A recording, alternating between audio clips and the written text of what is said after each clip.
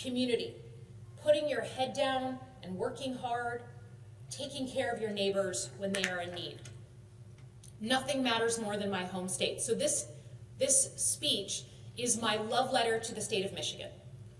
To stand here and represent the state that I love on the floor of the US Senate is the greatest privilege of my life.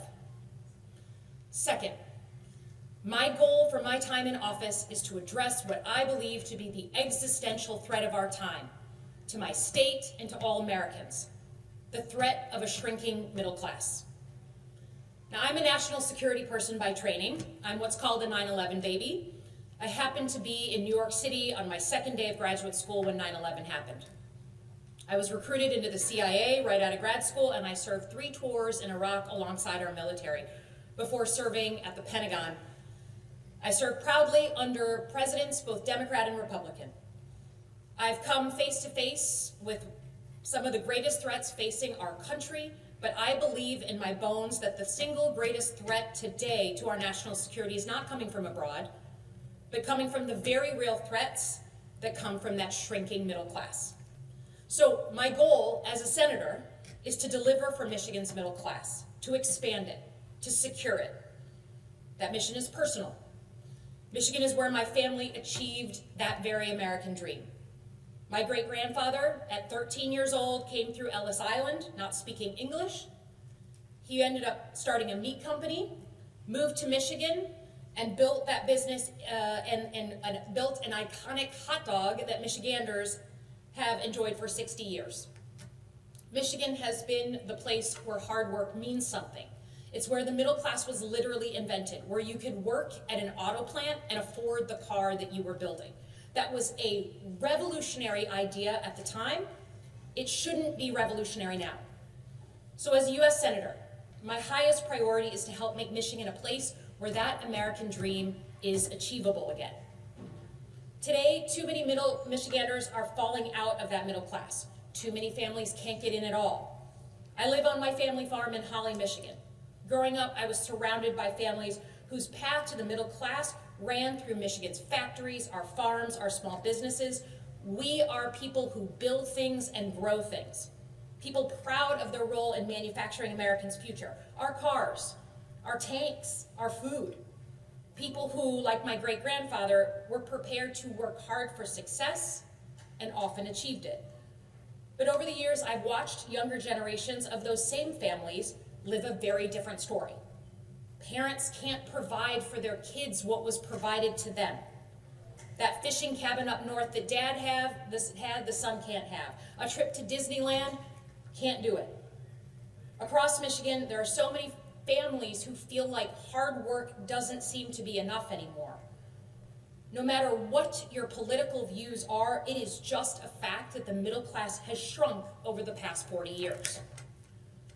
And I've seen firsthand what happens next.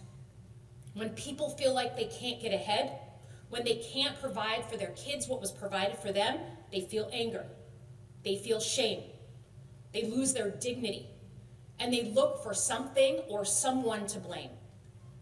In a multiracial, multi-ethnic experiment in democracy, people end up blaming people who don't look like them, or speak like them, or pray like them. I've seen this up close and personal, how that kind of anger and suspicion can tear communities apart. If you want to understand how we got to this moment in our politics, this angry, vitriolic, polarized moment in American history, all you have to do is understand that shrinking middle class. So even among today's chaos, especially now, there are things we have to do, simple things, to bring back that middle class and make it thrive. This is my North Star. It will guide my work in the Senate. Okay, so how do we do that? Our government certainly needs to change. I don't think it's hard to understand that our government is not working for a majority of Americans, not just Republicans, Democrats as well. And you have to hear that loud and clear. Fundamentally, I believe that government needs to get back to the basics. No one cares about your trick plays if you don't have your fundamentals right. Government needs to set the conditions for success, and Michiganders and Americans need to work hard to achieve that success. These basics are jobs that pay you enough to save every month, healthcare you can actually afford, a home you can call your own, schools that prepare our kids for the workforce, energy to power our lives, an environment we can pass on to our kids, and safety and security from fear. That is it. First, on jobs. We need job creation for Michigan's middle class to create the jobs of the future.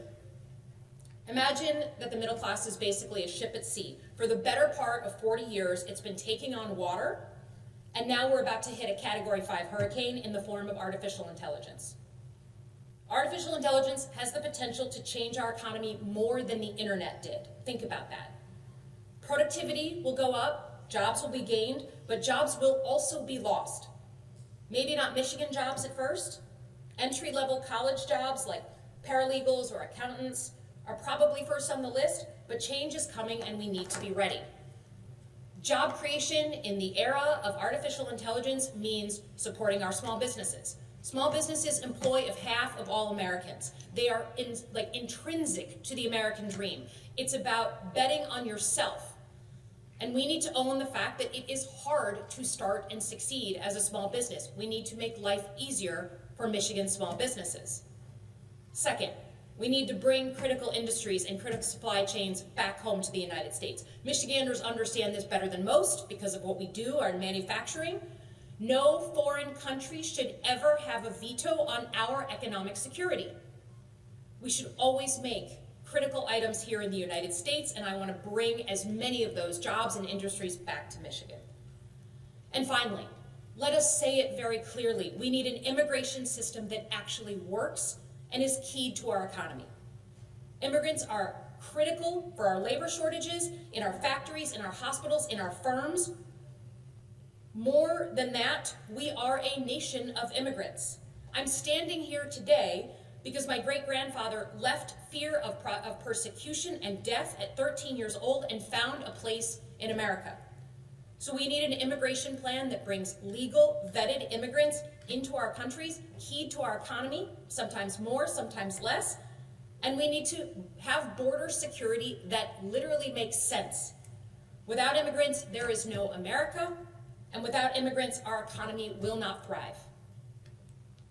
Second, on healthcare. Is there anyone in America who thinks healthcare is working? Is there anyone in America who thinks we are paying too little for healthcare? Is there anyone in America who is missing the groundswell of anger because we cannot provide the healthcare we need to our parents and to our children? Few things are as fundamental. There are just, in my mind, few systems as broken as healthcare in America in 2025, and we all know it. This is, again, extremely personal to me. It's why I ran for office in the first place. Of all my time spent in war zones, in dangerous places, nothing was harder than my mom being diagnosed with stage 4 ovarian cancer when she did not have insurance. There is nothing worse than that desperate feeling when your parent, that first parent to get sick, needs emergency tests and emergency surgery. And the same moment that you are fighting to get those things, you are struggling just to fill out the paperwork so she won't go bankrupt. We are at a breaking point. We must change our healthcare, and this is as good a time as any. Every American deserves access to healthcare they can afford, regardless of your job, regardless of your income or your age. So I support a nationwide public insurance plan at a reasonable price for every American. Second, we gotta be able to afford the medicines that we are prescribed.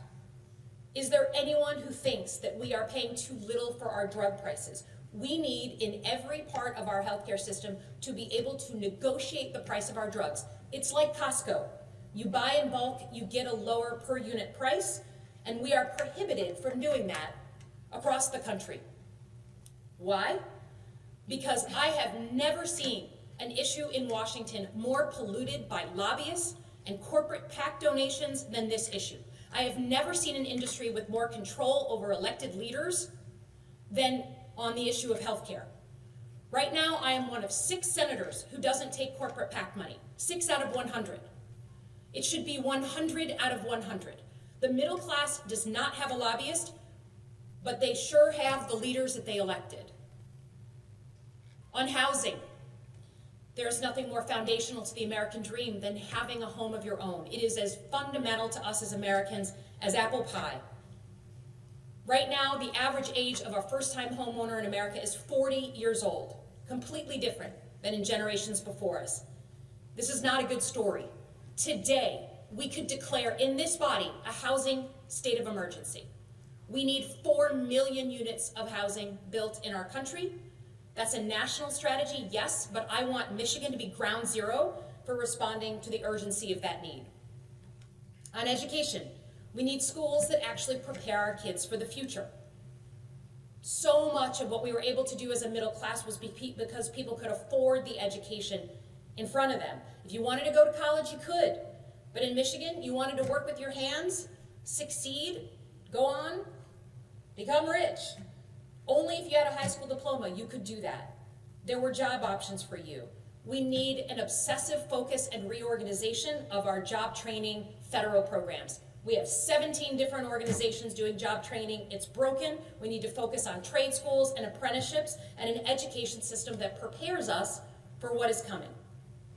On energy, we all know we're using more energy. Every single one of us in this room right now are using more energy than we did 10 years ago. Modern life is demanding it.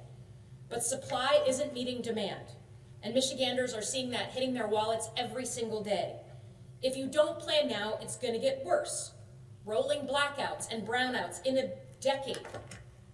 And what I'm asking for is not a renewable energy plan or a fossil fuel plan. It's an all of the above energy plan. Natural gas. You can't do it without it. Nuclear, batteries, renewables, solar, hydropower, new stuff that's in creation right now. We need all of it.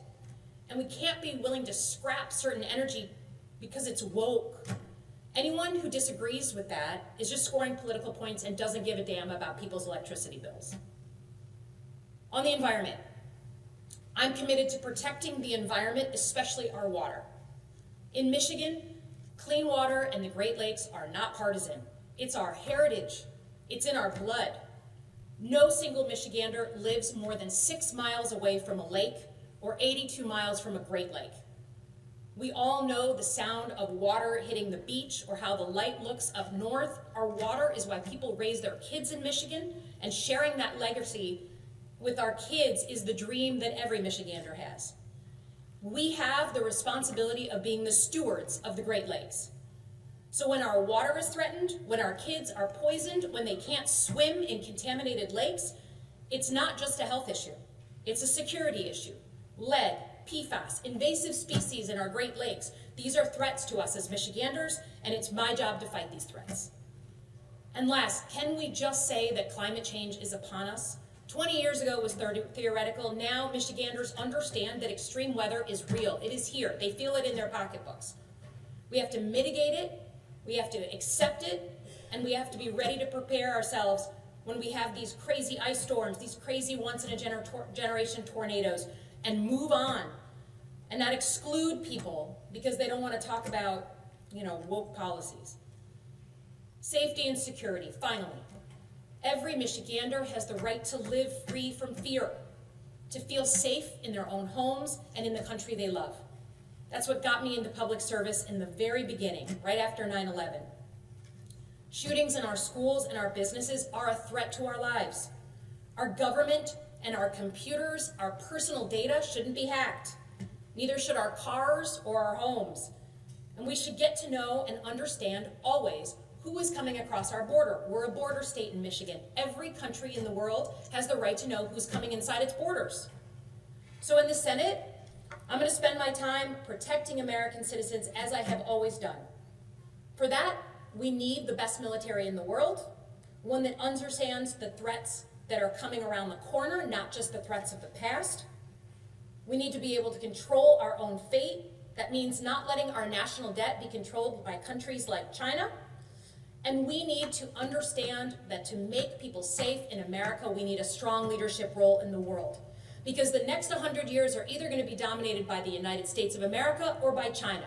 And while we make mistakes every single day, and I will own that, I served in Iraq and I saw it close up, I will take American leadership over Chinese leadership any day of the week. So, in conclusion, let me just say that we all know, everyone here knows, that we're going through an extremely tough time in American politics. We know that when people look back on this period in history, they are going to say that was the moment that Americans were turned against each other, when neighbors turned against each other. But it is not the end, and it is not always going to be this way. As Michiganders, we understand how to survive bad times by rallying together, by helping one another, by living up to our Midwestern values, and getting back into the fight. As elected leaders, and certainly as a senator, I have a responsibility to chart the path through the dark tunnel and into the light, not by just complaining and whinging that it's all bad, but by charting a strategy from beginning to end on how we get through this moment. And we will. For God's sakes, people, the Detroit Lions are going to win the national championship and the Super Bowl, and they were in the toilet for years.